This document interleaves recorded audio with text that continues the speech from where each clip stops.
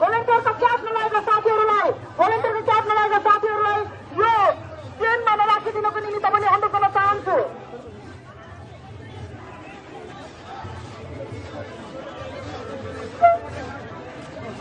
सम्पूर्ण प्रिय कर्मीहरू जो अहिले यहाँ हिँडिरहनु भएको छ मूल जुलुसभन्दा अगाडि नदौडिदिनको निमित्त र मूल ब्यानर पछाडि यो जुलुसलाई तपाईँहरूको जुलुसमा सहभागिताको निम्ति हामी तपाईँलाई चाहन्छु। प्रिय कर्मीहरू मैले देखिरहेको छु यो अगाडि बढिरहेका हाम्रा आदरणीय कर्मीहरू विभिन्न जिल्लाबाट आउनुहुने आदरणीय कर्मीहरू जसले झण्डा बोकिरहनु भएको छ उहाँहरूलाई मूल जुलुसभन्दा पछाडि रहिदिनको निमित्त तपाईँहरूलाई मूल जुलुसभन्दा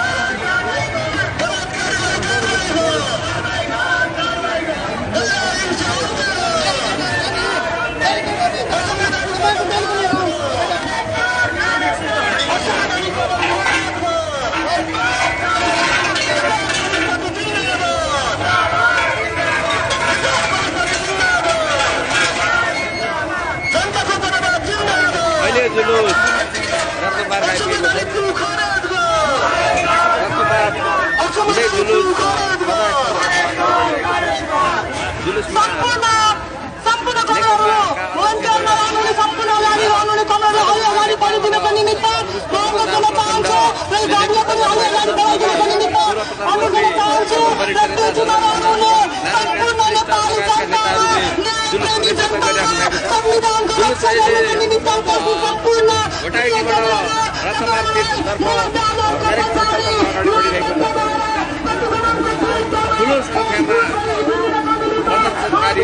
प्रदर्शनमा सहभागी भइरहेका नेपाली जनताहरू प्रिय कर्मीहरू निमित्त सहभागी भइदिनको निमित्त हार्दिक धन्यवाद चाहन्छु।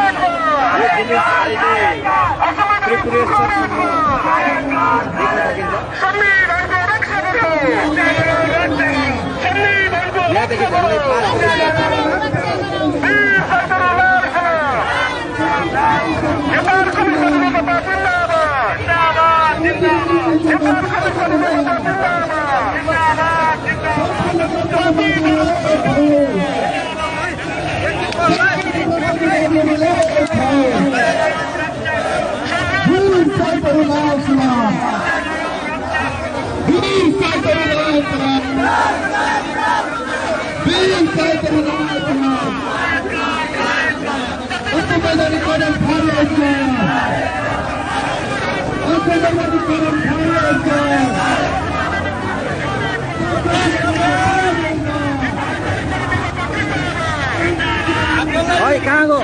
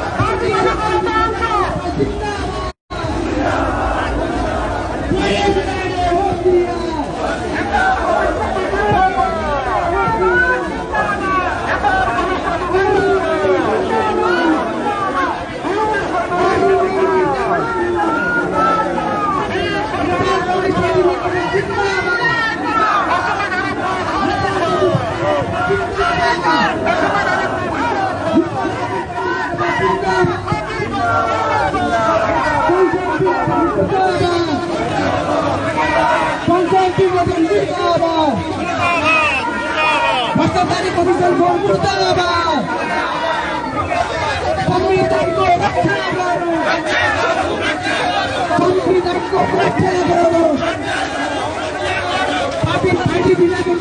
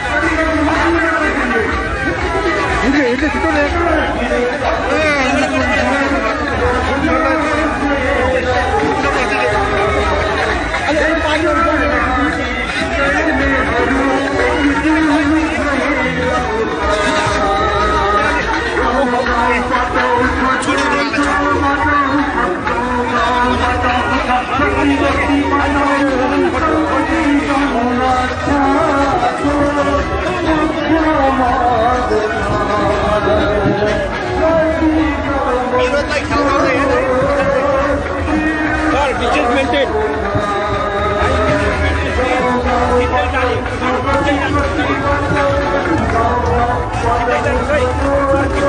पछाडि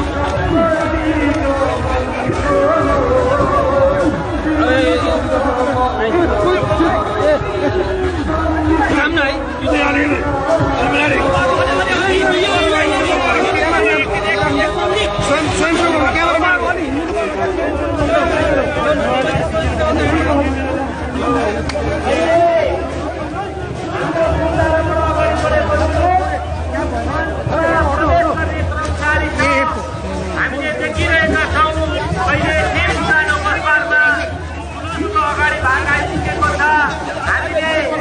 हामीलाई आएको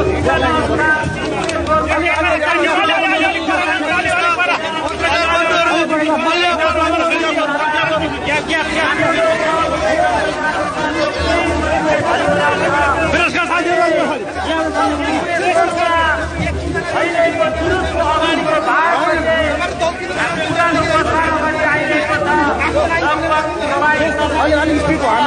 काठमाडौँको मुख्य सडकहरू आज मानव सागरले भरिएको छ। केपी ओलीको प्रतिगमनको विरुद्धमा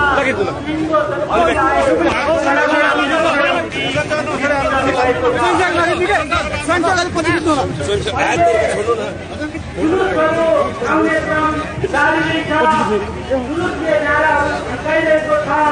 महान शहीदहरू राजप्रणाम प्रतिनिधि सभा विघटनको असंवैधानिक गर्न संसद विघटन गर्न पाइँदैन, निरंकुशता पाइँदैन, असंवैधानिक ड्युटी खारेज कर, प्रतिगामी षड्यन्त्र मुर्दाबाद, संविधानको रक्षा गरौँ, राष्ट्रियताको रक्षा गरौँ, संघीय लोकतान्त्रिक गणतन्त्र नेपाल जिन्दाबाद, प्रतिगमन रोक्छौँ, बढ्दो महँगी नियन्त्रण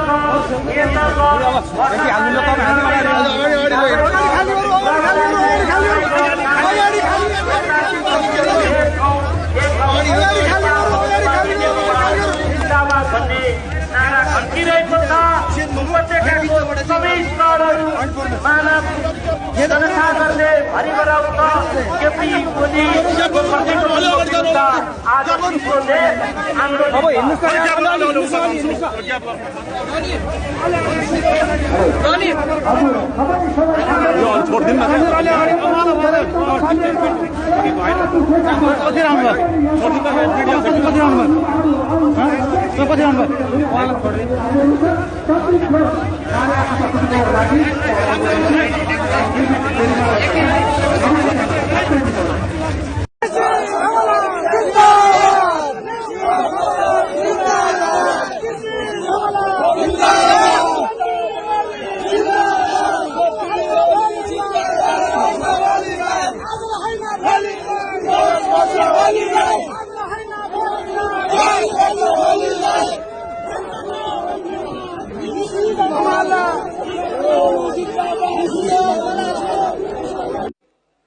जनतालाई र देशलाई दुःख दिने गल्ती कसैले गर्न हुँदैन।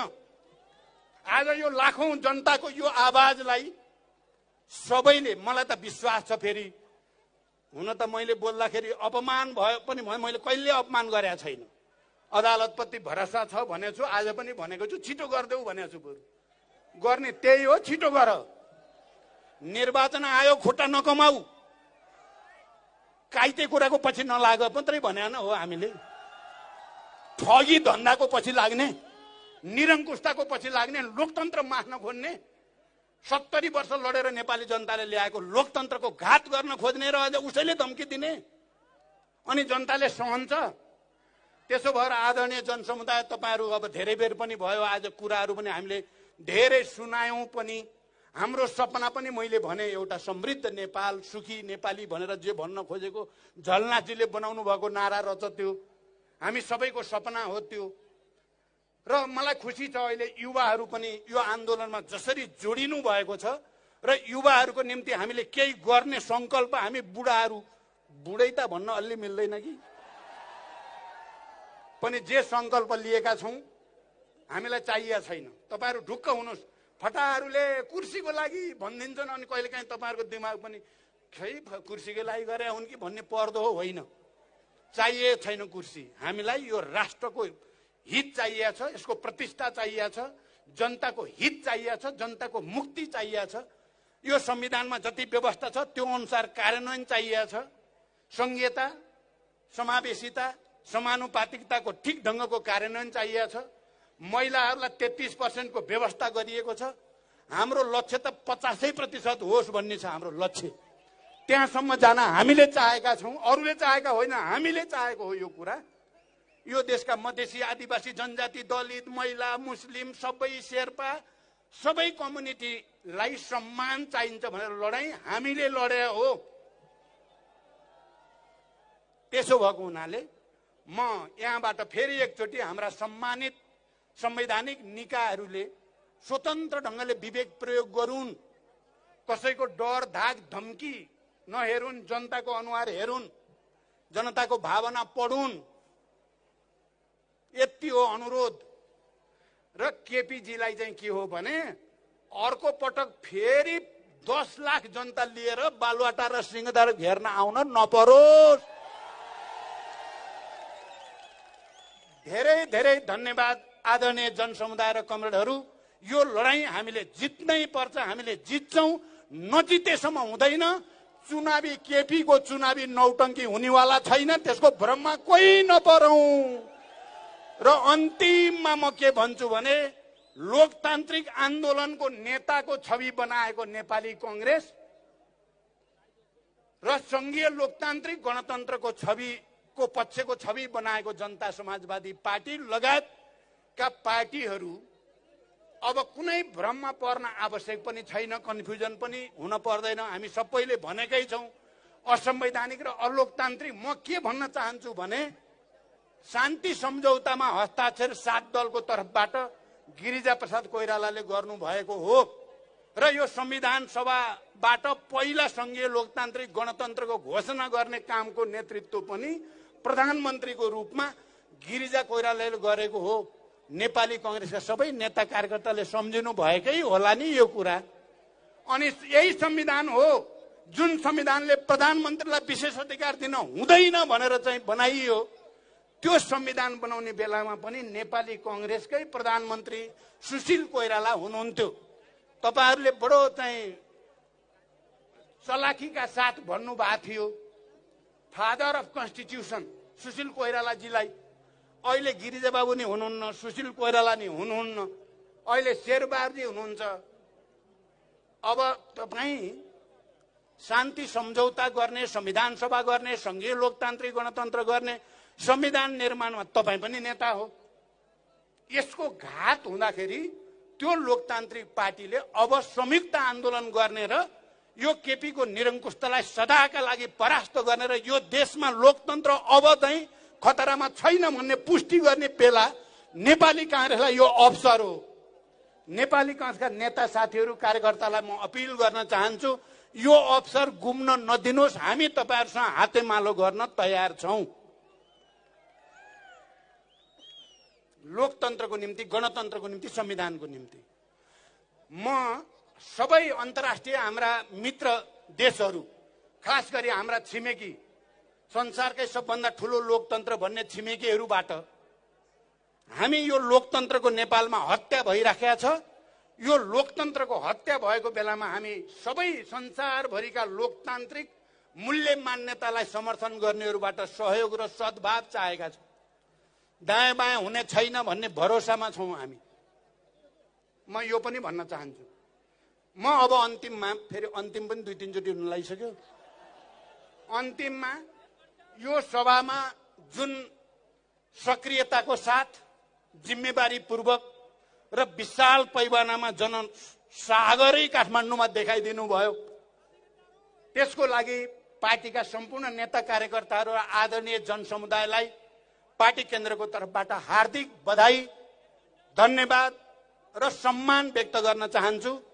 यो कार्यक्रमलाई सफल पार्न सहयोग गर्ने सबै सुरक्षा निकायहरू, तपाईहरु कोही भ्रममा पर्न जरुरी छैन। जनता हो राष्ट्र बनेको, जनता, जनभावना, जनताको चेतना हो राष्ट्र। कुर्सीमा प्रधानमन्त्री यहाँ बस्ने बित्तिकै राष्ट्र हुने होइन, जनता हो राष्ट्र। त्यहाँ तपाईहरुले यो जुलुस, विरोध प्रदर्शन र सभालाई संयमित अनुशासित बनाउन सहयोग गर्नुभयो। म तपाईहरुलाई पनि धन्यवाद भन्न चाहन्छु। पत्रकार साथीहरु, लगातार तपाईहरुले यसको समाचार सुरुदेखि नै जुलुसको तयारी हुने बेलादेखि नै अहिलेसम्म जसरी नथाकिकन तपाईहरुले यसलाई सूचना सम्प्रेषण गर्नु भएको छ। तपाईहरुले आफूलाई लोकतन्त्रको पक्षमा, संविधानको पक्षमा, गणतन्त्रको पक्षमा उभ्याउनु भएको छ। त्यसको लागि म पत्रकार साथीहरुलाई पनि धन्यवाद दिन चाहन्छु। र यो लोकतन्त्र र संविधानको पक्षमा आवाज उठाउने देशका सबै बेस्ट ब्रेन, मैले भन्ने गरेको छु बेस्ट ब्रेन, नेपालका सबै राम्रा दिमागहरू हाम्रो साथमा छन्। नराम्रा दिमागहरू म एक दुई जनाको नाम लिन चाहन्थे, अहिले लिन्न। कति नराम्रा दिमाग लोकतन्त्र र संविधानको पक्षमा लड्नेलाई चिडियाखानामा लाने भन्ने दिमागहरू बोल्नुभयो नि। ल सबैलाई धन्यवाद भन्दै बिदा हुन्छु। धन्यवाद, अभिवादन। पार्टीका श्रद्धेय अध्यक्ष कमरेड प्रचण्डले सारगर्भित मन्तव्य दिनुभयो। उहाँलाई हामीहरू कमरेड प्रचण्डलाई र कमरेड माधव नेपाललाई फेरि प्रधानमन्त्री बनाउनको लागि एउटा कुर्सीको लागि लडिरहेका छौं। सत्तावादको विरुद्ध बोल्न पाइन्छ, संविधानको चिरहरण गर्नेका विरुद्ध बोल्न पाइन्छ, संविधान र कानुनी राज्यको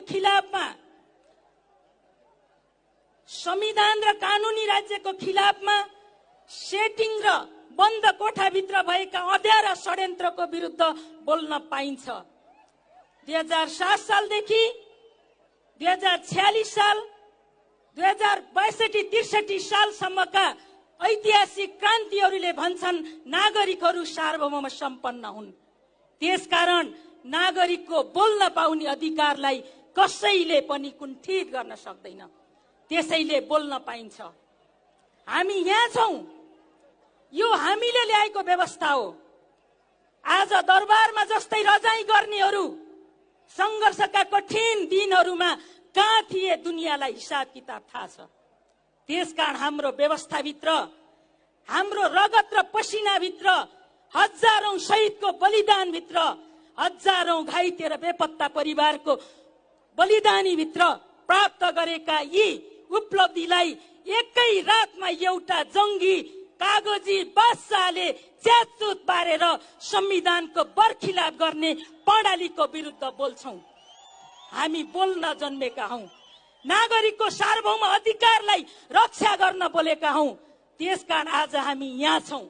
त्यसैले आज काठमाडौँको यो मध्य सडकका पेटीहरूमा छरपष्ट मानव सागरले भन्छ खड्ग प्रसाद ओली कागजी बादशाह हुन्, ती ढलिसके, अब अन्तिम घोषणा गर्न बाँकी छ। जब बादशाह या तानाशाहले आफ्नो कदलाई घटाउँदै जान्छन्, त्यति बेला राज्यको सम्पत्तिको दोहन गर्दै कागजका अग्ला कदका प्रतिमाहरू मात्रै होइन बुख्याचाहरू बनाउँछन्। खड्ग प्रसाद ओलीले त्यही गरेका छन्। यो अधोगति हो। त्यसकारण यहाँ केही चालहरू छ हामीलाई बोल्न पाइँदैन भन्ने। कार्यकारी प्रधानमन्त्रीको एउटा कोठाको एसिस्टेन्ट जस्तै प्रधानमन्त्री या मन्त्री परिषदका निर्णयलाई खुसुक्क सहीसाब गर्ने सम्माननीय राष्ट्रपति, यो राष्ट्रपति सम्माननीय पद होइन संस्था, हाम्रो बलिदानीले प्राप्त संस्था हो, हाम्रो शिरमाथिको संस्था हो। तर त्यो संस्थाका विरुद्ध बोल्ने दुस्साहस गरेको छैन म। त्यो संस्थामा कुनै व्यक्तिले निर्वाचनको प्रक्रियाबाट गएर निरङ्कुशताको साक्षी बस्छ, त्यसको एउटा प्यादा बन्छ भन्ने त्यस्ता पात्रको विरुद्ध बोल्न पाइन्छ। कसले भन्छ बोल्न पाइँदैन भनेर?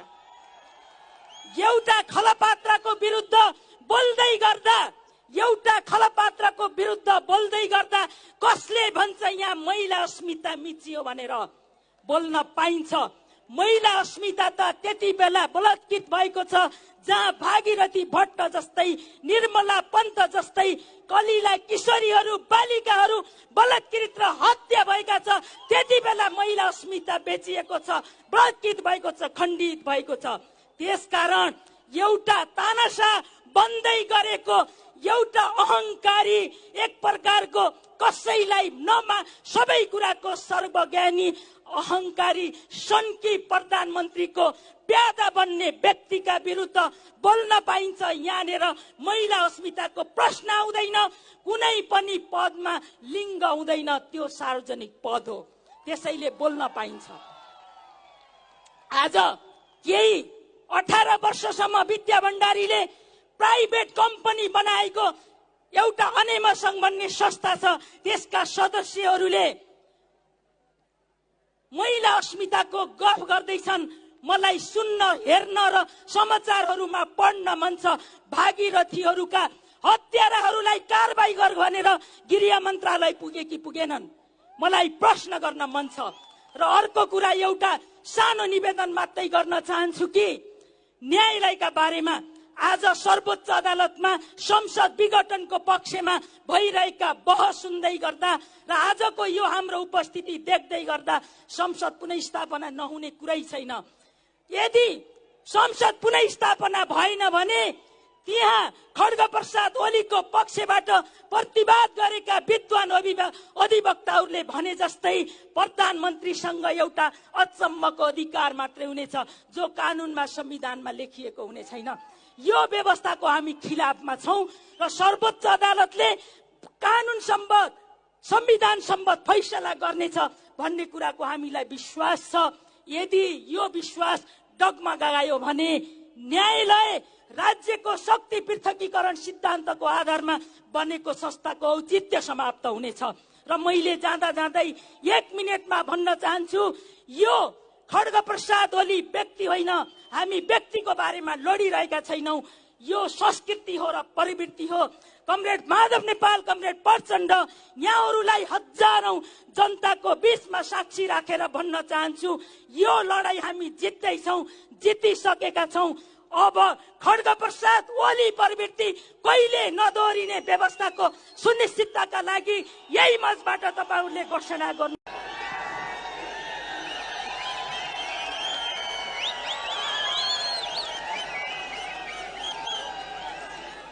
कमरेडहरू, आदरणीय जनसमुदायहरू, पत्रकार साथीहरू, तपाईहरूले धेरै कुराहरू सुनिसक्नु भएको छ। मेचीदेखि महाकालीसम्मका सातै प्रदेशका नेताहरूबाट केपी ओलीको यो असंवैधानिक कदमका विरुद्धमा विभिन्न कुराहरू अगाडि सार्दै तपाईहरुलाई धेरै कुराहरू प्रश्न राखिसक्नु भएको छ। समय पनि थोरै छ, त्यसो हुनाले म तपाईहरुका सामुमा धेरै लामो व्याख्या गर्न गइरहेको छैन। मलाई लाग्दछ हामीले देशका सबैजसो जिल्लाहरूमा कार्यकर्ता भेला गरेका छौं। प्रत्येक प्रदेश जसोमा हामीले विशाल विरोध सभाहरू आयोजना गरेका छौं। म अहिले पनि सम्झिरहेको छु, विराटनगरको त्यो विशाल विरोध सभा हामीले सहभागिता जनाएको थियो।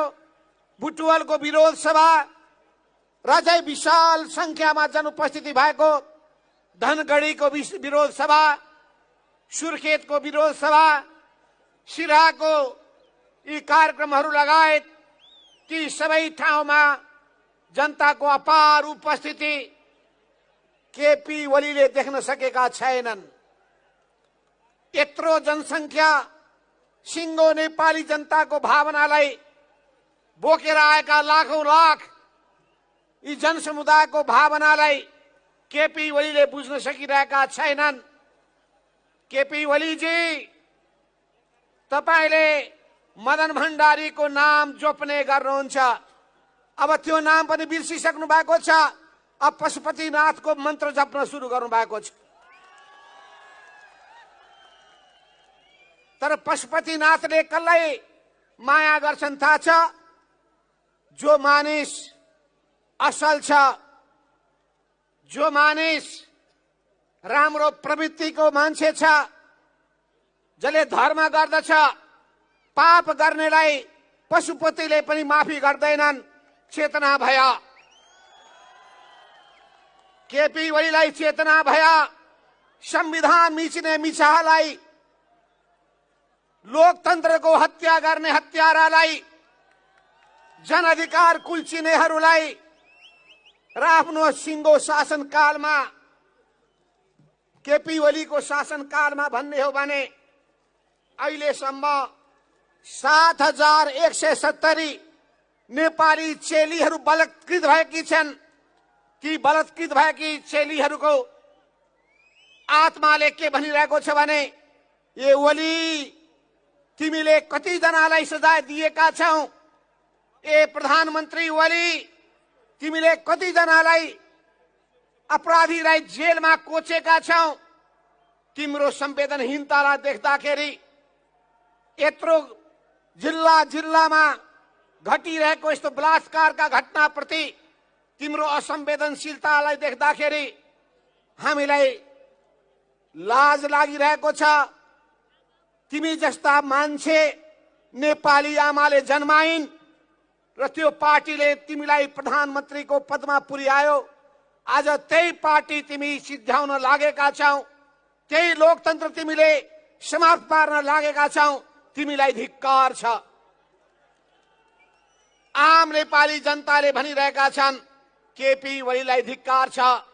पशुपतिनाथले पनि त्यही भन्लान्, केपी ओलीलाई धिक्कार छ। उनको त्यो पाप बत्ती बालेर त्यतिकै कसैले पनि धोइ पखाली गर्न सक्दैन। म आज मदन भण्डारीले भनेको कुरालाई सम्झिरहेको छु। उहाँले के भन्नुभएको थियो थाहा छ? एउटा भाषणमा अरूहरूलाई उहाँले चर्चा गर्नुभएको थियो। धरहराबाट हेर्दाखेरि देखिने ती अरूको के चर्चा गर्ने, ओलीले आयोजना गरेको सभा, हामीले आयोजना गरेको सभालाई हेर्दाखेरि धरहराबाट हेर्नुपर्ने हुन्छ। केपी ओलीसँग केही हजार मान्छे बाहेक यत्रो सरकारी साधन खर्च गर्दा पनि, सारा भ्रष्टाचारका रकमहरू खर्च गर्दाखेरि पनि, अनि मान्छेलाई भाडामा ल्याउँदा पनि बिचराहरूको सभा यति सानो भएछ। सिंगै ओली समूह निराश भएको छ। सिंगै ओली समूह अहिले हतप्रभ भएको छ र त्यस उनीहरूले ऊ तर्कमा होइन, धम्कीमा, ऊ छलफलमा होइन, आदेश दिने कुरामा, ऊ बहुमतमा होइन, आफ्नो अधिनायकवादी प्रवृत्तिमा उसलाई विश्वास हुन थालेको छ। यदि जनमतमा विश्वास हुँदो भने त्यो व्यक्तिले पार्टीको बहुमतलाई मान्नु पर्दथ्यो। केपी ओली बहुमतको शासन मान्न तयार छन्। यदि केपी ओली बहुमतको शासन मान्न तयार छन् भने निर्वाचन आयोगले अस्ति मात्रै लेखेर पठाएको चिठीमा हामी जान्दछौं नेपाल कम्युनिस्ट पार्टी नेकपाको 441 जना सदस्यलाई यदि त्यो निर्वाचन आयोगले भनेको आधारमा जाने हो भने ल गणना गरौं। मार्च पास्ट संविधानलाई घात गर्ने चुनाव, संविधानलाई अपहरण गरेर संविधानलाई घात गर्ने संविधान विरोधी चुनाव हामीलाई चाहिएको होइन। त्यो लोकतन्त्र अन्तर्गतको चुनाव होइन। चुनाव लोकतन्त्रको एउटा अभ्यास हो, लोकतन्त्रको एउटा अंग हो।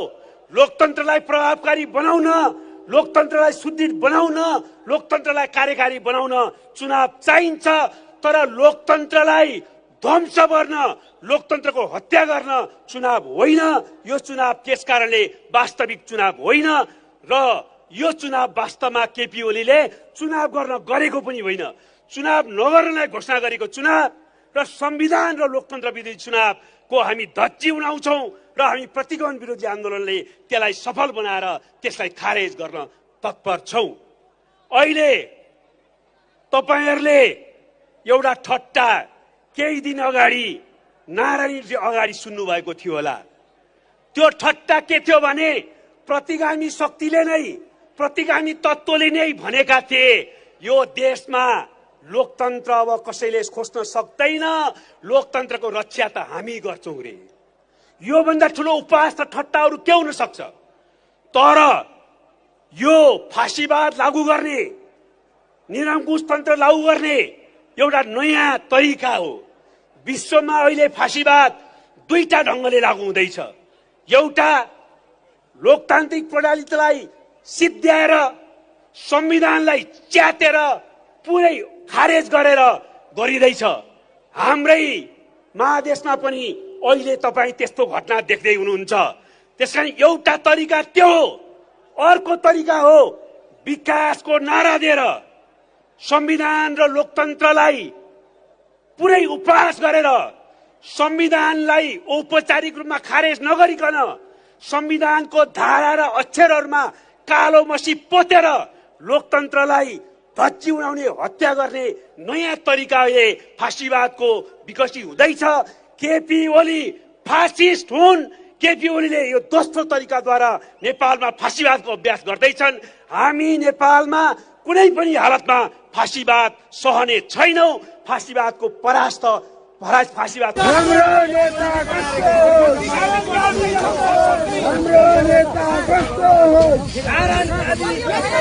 हाम्रो नेता